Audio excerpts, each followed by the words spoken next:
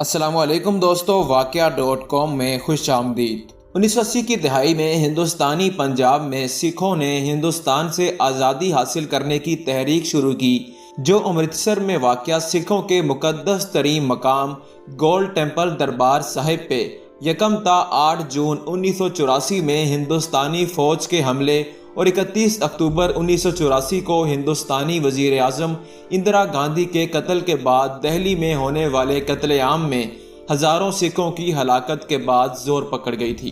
1980 کی دہائی کے آخر میں مقبوضہ کشمیر میں بھی بھارتی قبضے کے خلاف کشمیری حریت پسندوں کی تحریک شروع ہو گئی۔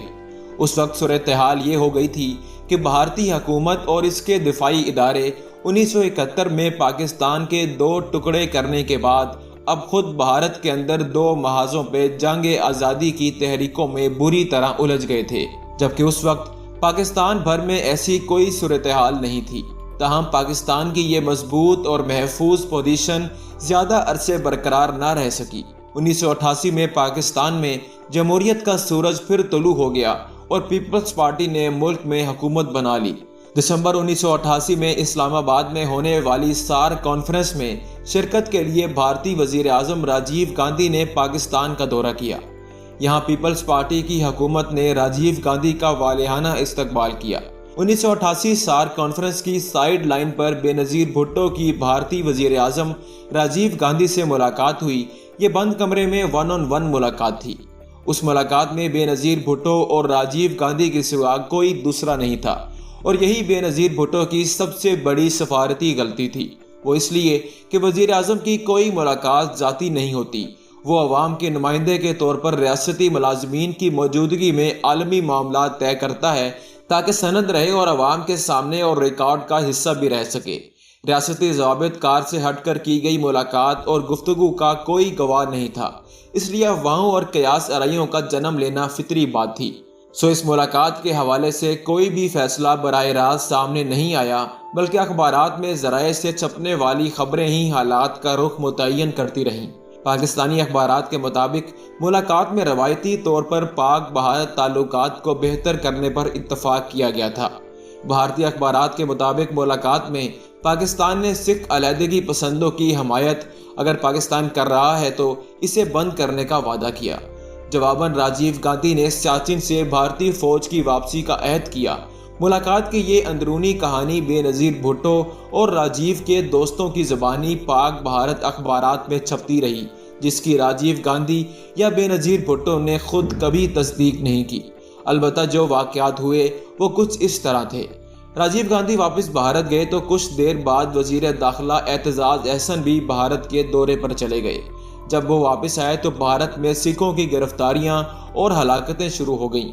اس مرحلے پر یہ بات پھیلی کہ اعتزاز احسن نے بھارت کو سکھ علیحدگی پسندوں کی فہرستیں دے دی ہیں۔ اسی دوران بھارتی وزیر داخلہ بوٹا سنگھ کا ایک اعتراف بھی پاکستانی اخبارات میں چھپا، جس میں سکھ علیحدگی پسندوں کی حمایت ختم کرنے کے تاثر کو تقویت ملی۔ انہوں نے پاکستان پر کشمیریوں کی ٹریننگ کا الزام تو لگایا، لیکن ساتھ ہی یہ بھی اعتراف کیا کہ پاکستان نے خالصتان تحریک سے لا تعلقی کا جو وعدہ کیا تھا اسے پورا کیا ہے۔ بھارت سے چلے جانے والے سکھوں نے کہا کہ اس میں کوئی شک نہیں ہے کہ بے نظیر بھٹو نے اس دور میں اس قسم کا کردار ادا کیا۔ اسی دوران بھارتی وزیر داخلہ بوٹا سنگھ کا ایک اعتراف بھی پاکستانی اخبارات میں چھپا، جس میں سکھ علیحدگی پسندوں کی حمایت ختم کرنے کے تاثر کو تقویت ملی۔ انہوں نے پاکستان پر کشمیریوں کی ٹریننگ کا الزام تو لگایا، لیکن ساتھ ہی یہ بھی اعتراف کیا کہ پاکستان نے خالصتان تحریک سے لا تعلقی کا جو وعدہ کیا تھا اسے پورا کیا ہے۔ بھارت سے چلے جانے والے سکھوں نے کہا کہ اس میں کوئی شک نہیں ہے کہ بے نظیر بھٹو نے اس دور میں اس قسم کا کردار ادا کیا جس نے خالصتان تحریک کو نقصان پہنچایا۔ سارک کانفرنس ملاقات کے بعد کئی اخبارات میں ایسی خبریں چھپیں جن میں پاکستان نے بھارتی وزیر اعظم سے مطالبہ کیا کہ وہ سیاچن سے بھارتی فوج واپس بلائیں، لیکن راجیو گاندھی اور بھارتی ڈپلومیٹس اعلانیہ ایسے کسی وعدے سے انکار کرتے رہے۔ اس ملاقات کے چند ماہ بعد جولائی 1979 میں راجیو گاندھی خصوصی دورے پر پاکستان آئے۔ ٹائمز آف انڈیا کے مطابق بے نظیر بھٹو نے راجیو گاندھی سے سیاچن والا وعدہ پورا نہ کرنے پر شکوہ کیا۔ بھارتی وزیر اعظم نے جواباً کہا کہ انڈین ملٹری اسٹیبلشمنٹ سیاچن خالی کرنے پر ابھی تیار نہیں، البتہ انتخابات کے بعد وہ اپنا وعدہ پورا کر سکیں گے۔ لیکن 1979 کے بھارتی انتخابات کے بعد راجیو گاندھی وزیر اعظم نہ بن سکے اور یہ وعدہ ہی رہا۔ خالصتان تحریک کی فہرستوں کی یہ کہانی آج بھی دہرائی جاتی ہے اور یہ الزام ایک میزائل کی طرح پیپلز پارٹی کا پیچھا کرتا ہے۔ اس الزام کے بارے میں اس دور کے وزیر داخلہ اعتزاز احسن نے کچھ یوں وضاحت پیش کی: یہ میں بار بار کہہ چکا ہوں کہ سکھوں کی لسٹیں میں نے نہیں دیں۔ اگر سکھوں کی لسٹیں میں نے دی ہوتی تو مجھے پھانسی ہو گئی ہوتی۔ کوئی سویلین اگر ISI کی کوئی لسٹ جو اس کے ہاتھ آ جائے، اگر وہ انڈیا کو دے آئے تو کیا وہ بچا رہے گا؟